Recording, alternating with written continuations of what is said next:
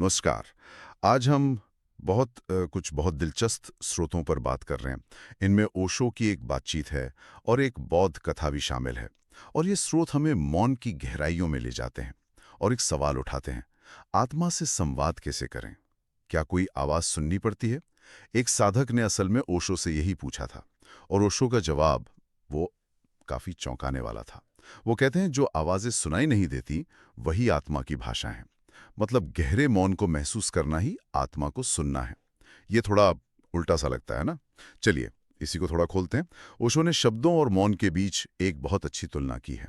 वो कहते हैं कि शब्द जो हैं वे अक्सर एक दीवार जैसे होते हैं। हाँ, मानते हैं कि वो हमें दूसरों से जोड़ते हैं, बात करने में मदद करते हैं। पर साथ ही वे हमारे असली रूप पर एक नकाब की तरह भी हो सकते हैं, एक सामाजिक पहचान। बिल्कुल सही कहा। शब्द बाहरी दुनिया के लिए है, समाज के लिए। और इसके ठीक उलट ओशो मौन को एक पुल जैसा देखते हैं। एक पुल जो हमें बाहर नहीं बल्कि अपने अंदर, अपनी गहराइयों से जोड़ता है। ये कोई सोशल चीज नहीं है, ये एक आत्मिक यात्रा है। और मौन में कोई नकाब नहीं होता, कोई रोल नहीं निभाना पड़ता। वहां तो बस शुद्ध असली रूप होता है। ये बाहर के शोर से हटकर अपने अंदर के सच की तरफ मुड़ना है। पर जैसा स्रोत बताते हैं, ये मुड़ना हमेशा आसान नहीं होता। शुरू में तो काफी बेचैनी हो सकती है। हाँ, और इसी बात को इस बेचैनी वाली बात को समझने के लिए स्रोतों में एक बौद्ध साधु की कहानी है। हम्म। बड़ी असरदार कहानी है। ये साधु आत्मज्ञान चाहता था, हम्म। तो उसके गुरु ने उसे एक आदेश दिया। सुनने में तो सीधा लगता है, पर था बहुत कठिन। कहा, 7 दिन तक पूरा मौन रखो, एक शब्द भी नहीं बोलना। हम्म। साधु ने वैसा ही किया, पर जैसा आपने कहा, सफर आसान नहीं था। हाँ। स्रोत बताते हैं कि पहले दिन ही उसके मन में विचारों का जैसे एक तूफान आ गया। वो कांटे जैसे चुभने लगे। दूसरे दिन बहुत बेचैनी हुई।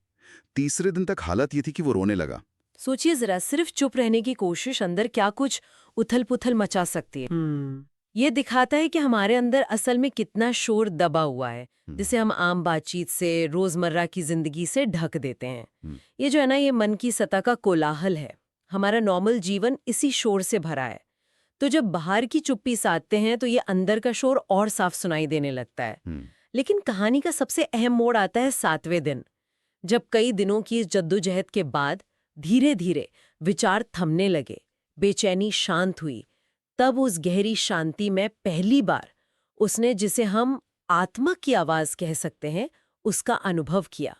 और यहाँ ये समझना बहुत जरूरी है, जैसा स्रोत भी बताते हैं, कि ये कोई कानों से सुनी जाने वाली आवाज नहीं थी। हम्म। कोई शब्द नहीं थे, कोई ध्वनि नहीं थी, बल्कि एक गहरी उपस्थिति का एहसास था, एक जुड़ाव का, एक गहरी समझ का अनुभव।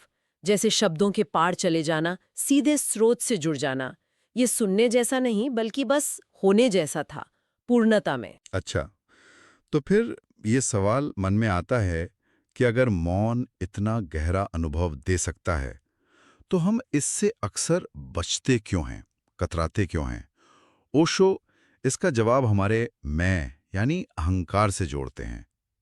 वो समझाते हैं कि मौन हमें डराता है क्योंकि उसमें हमारे उस मैं की, उस ईगो की मृत्यु का अनुभव होता है। वो मैं जो हमने विचारों से, अपनी पहचानों से, अपनी सामाजिक भूमिकाओं से बनाया है। हाँ, ये बहुत महत्वपूर्ण बात है। हमारा अहंकार तो विचारों पर ही जीता है ना। मैं ऐसा हूँ, मुझे ये चाहिए, मेरा अतीत, मेरा भविष्य, ये सब विचारों का ही तो जाल है। जब विचार शांत होते हैं तो अहंकार का ये पूरा ढांचा हिलने लगता है। और ये अनुभव डरावना लग सकता है, जैसे जैसे खुद को खो देना। लेकिन ओशो इसी खालीपन की तरफ इशारा करते हैं, जहां अहंकार विलीन होता है, जहां वो मैं का शोर एकदम शांत हो जाता है। वहीं परमात्मा का, या कहें परम सत्य का अनुभव हो पाता है। जब तक सोच हावी है, हम दुनिया की चीजों में, बाहरी पहचानों में ही उलझे रहते हैं।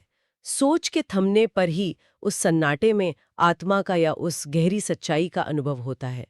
ये कुछ पाने जैसा नहीं है, बल्कि उस शोर को छोड़ने जैसा है जो हमें असलियत देखने नहीं देता। ये दिलचस्प है। मतलब चुनौती सिर्फ बाहर की आवाजों से बचने की नहीं है, बल्कि मन के अंदर जो लगातार शोर चलता रहता है, उससे शांत करने की है, जो शायद कहीं ज्यादा मुश्किल काम है।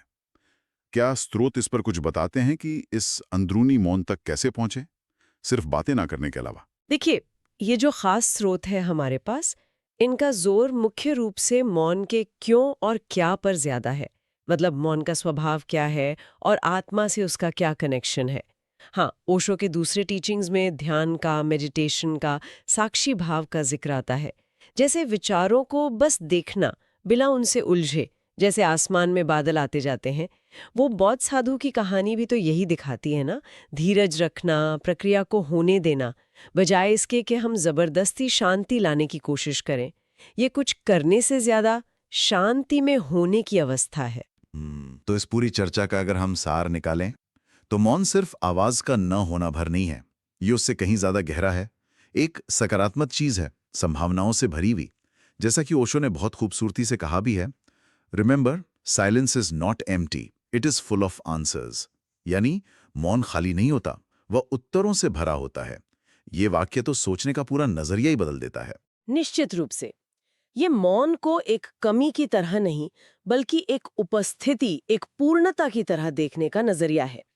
और ये हमें एक जरूरी सवाल पर लाकर छोड़ता है कि अगर मौन सचमुच उत्तरों से भरा है और हमारी आत्मा से बात करने का पुल है, तो आज की इस भागदौड़ भरी, शोर भरी जिंदगी में उस गहरी शांति की एक झलक पाने के लिए भी पहला छोटा सा कदम क्या हो सकता है? इसका जवाब शायद हर किसी के लिए अलग हो, पर हाँ, इस पर सोचना जरूर बनता है।